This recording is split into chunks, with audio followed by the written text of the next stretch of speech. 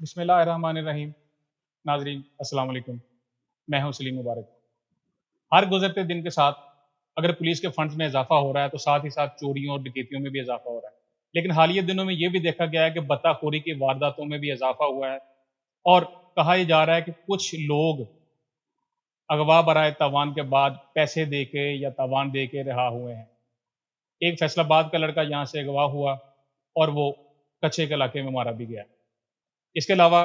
Police जो custody में torture है उसके इंसिडेंट्स भी दोबारा रिपोर्ट होना शुरू हो गए हैं और पुलिस के चंद एहलकारों के खिलाफ एक्शन भी हुआ है। इन इश्यूज़ पर बात करने के लिए आज हमारे साथ मौजूद हैं हसाम अहमद काजी साहब, जो सीनियर जर्नलिस्ट हैं। हसाम साहब, वेलकम। बहुत शुक्रिया सलीम साहब। जी बिल्कुल सलीम साहब, एक तो ये सूरत हाल है।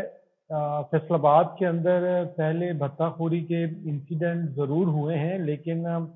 मतवातर ये इंसिडेंट अब रिपोर्ट होना शुरू हो गए हैं। केसेस, एक डिस्प्यूट के अंदर एक डॉक्टर को अगवा किया गया था, उसके बाद तावान लिया गया और फिर डॉक्टर को छोड़ा गया था, लेकिन उसकी तावान की रकम बाद में पुलिस ने मुल्ज़मान को गिरफ्तार करके कुछ 42-43 लाख रुपए रिकवर करके भी उस डॉक्टर के हवाले किए थे, लेकिन 58 लाख की रकम दी गई थी उसके अंदर भी। और इसी तरह एक नादरा के अफसर को भी अगवा किया गया है, उसमें भी बताया जा रहा है कि जो है 10 से 12 लाख रुपया अदा करने के बाद ही उनको छोड़ा गया है। और कुछ तो ये भी जराए की कहना है कि पुलिस ने ये सारा ट्रैप आउट किया था, लेकिन अभी इस हवाले से पुलिस ने कोई भी प्रेस कॉन्फ्रेंस वगैरह नहीं की है। और अगर ये केस उन्होंने इस तरह हैंडल किया होता तो मेरे ख्याल में वो फौरी प्रेस कॉन्फ्रेंस पे आ जाते अपनी कारकर्दगी दिखाने के लिए, लेकिन अभी तक ऐसी कोई इतलात नहीं है। और यही है कि वो भी तावान दे के अफसर जो है रिहा हुए हैं। एक खुड़ियावाला से कच्चे के इलाके में एक नौजवान को अगवा किया था कच्चे के इलाके में, ये हनी ट्रैप के जरिए, जो कि काफी लोगों को अगवा कर चुके हैं। सेम इसी इंसिडेंट के जरिए भी इसको लड़के को अगवा किया गया था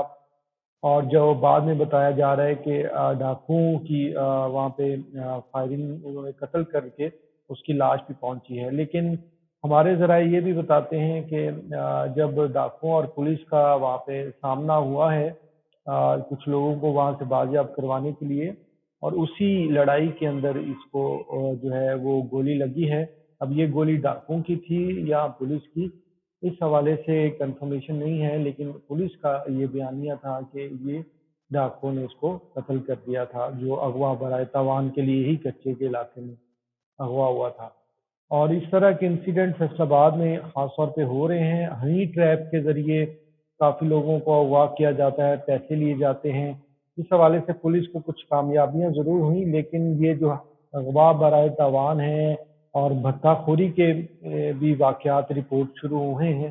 तो फैसलाबाद पुलिस को ये भी अब चैलेंज है। डकैती और चोरी के बाद इस तरह के वाकयात में भी इजाफा भी शहरियों में परेशानी का बायस बन रहा है। खास तौर पे कि अगवा कर लिया जाए, उसके बाद बाकायदा तौर पे तवान लिया जाए और फिर छोड़ा जाए। तो जो नॉन पर्सनैलिटीज हैं या सनत, क्योंकि ये सनती इलाका है, सनतकार बड़ी तादाद में है, तो उस हवाले से इन्होंने पिछले दिनों पुलिस वालों से भी बात की थी कि इस तरह के वाकयात रिपोर्ट हो रहे हैं, बत्ताखोरी के वाकयात रिपोर्ट हो रहे हैं। तो सिक्योरिटी के हवाले से काफ़ी सनतकारों ने आवाज़ उठाई थी और डकैती की वारदातों के हवाले से भी उन्होंने अपने तहफ़्फ़ुज़ात का इज़हार किया था। तो फैसलाबाद पुलिस को इस वक्त मल्टीपल चैलेंजेस का सामना है, लेकिन हमने देखा है कि फैसलाबाद पुलिस की जो अभी तक की कारकर्दगी है, जो जो हालिया अफसरान हैं, ख़ासतौर पे जब सीपीओ बदले हैं, तो वो अभी तक मेरे ख़्याल में तो यही समझ रहे हैं कि क्या किया जाए या क्या ना किया जाए,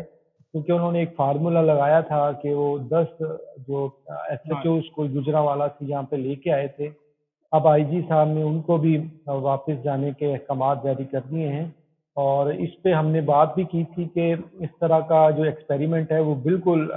जो है अजीब सा था कि एक दूसरे शहर से आप 10 लोग लेके आएँ और आके उनको कहें कि आप क्राइम की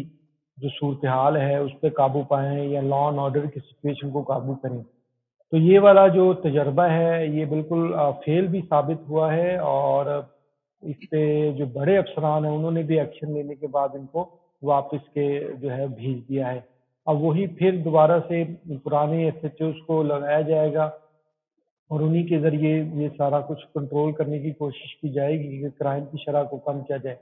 لیکن جو پرانے کیسز میں خاص طور پہ فیصل آباد پولیس میں جو ایک چیز ہمیں نظر آتی تھی، ٹارچر کیسز تھے پولیس کے، وہ ایک دم بہت زیادہ ہو گئے تھے، پھر وہ اس میں کمی بھی آئی، اور لیکن اب دوبارہ سے یہ کیسز دوبارہ سے شروع ہوئے ہیں۔ ایک غلام احمد آباد کا واقعہ تھا کہ پولیس وین سے نکال کے ملزم کو جو ہے اس کو تشدد کا نشانہ بنایا گیا، اس کی ویڈیو بھی سامنے آئی، اس کے بعد اہلکاروں کو معطل بھی کیا گیا، لیکن اس کی ابھی تک انکوائری رپورٹ جو ہے وہ سامنے نہیں آ سکی ہے، اس کو بھی سامنے نہیں لایا گیا ہاں کہ اس میں کیا انکوائری سام بھائی میں ہوئی، تھوڑا سا کیا ایڈ کروں گا معاملہ تھا، اس میں وہ بھی بس جی میں صرف تھوڑا سا ایڈ ایک کروں گا اس میں جو کیونکہ آپ نے کہا نا میڈیا ابھی پہ تک انکوائری رپورٹ سامنے نہیں ہے، اس میں نے سی پی او فیصل آباد جو ہیں ان سے پوچھا تھا، میں نے تھرو میسجنگ جب ان سے ہوئی تھی کہ جی یہ جو آپ کا ایس پی ہے یہ کب رپورٹ کرے گا، کب کنکلوڈ کریں گے اس کو، تو اس پہ وہ سی پی او صاحب نے کوئی جواب نہیں دیا، تو اس سے یہ ازیوم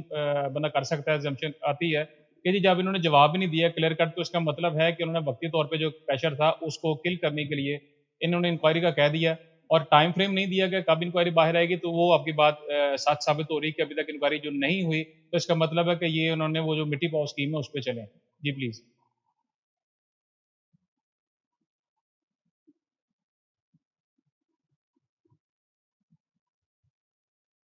جی بالکل، کیونکہ اس رپورٹ میں اگر انہوں نے مطلب میرٹ کرنا تھا اور یہ سارے لوگوں کو ایک ایگزامپل سیٹ کرنی تھی، تو وہ رپورٹ سامنے آنی چاہیے تھی، اور اس میں باقاعدہ طور پہ ایکشن ہمیں نظر آتا جو کہ بنتا تھا، وہ نہیں ایسا کچھ ہوا۔ تو اس کے بعد ابھی ریسنٹلی ایک پھر واقعہ، اگر اس واقعے کے اوپر کچھ بہتر ایکشن کیا جاتا، صرف معطلی نہ کی جاتی، تو یہ ایک اور واقعہ جو سٹی تانلے والا میں جو ہے ایک شخص کو پکڑا گیا، اس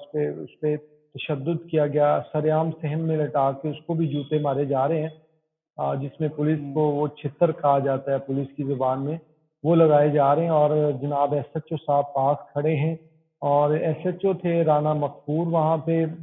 جب وہ ایک تصویر سامنے آئی ہے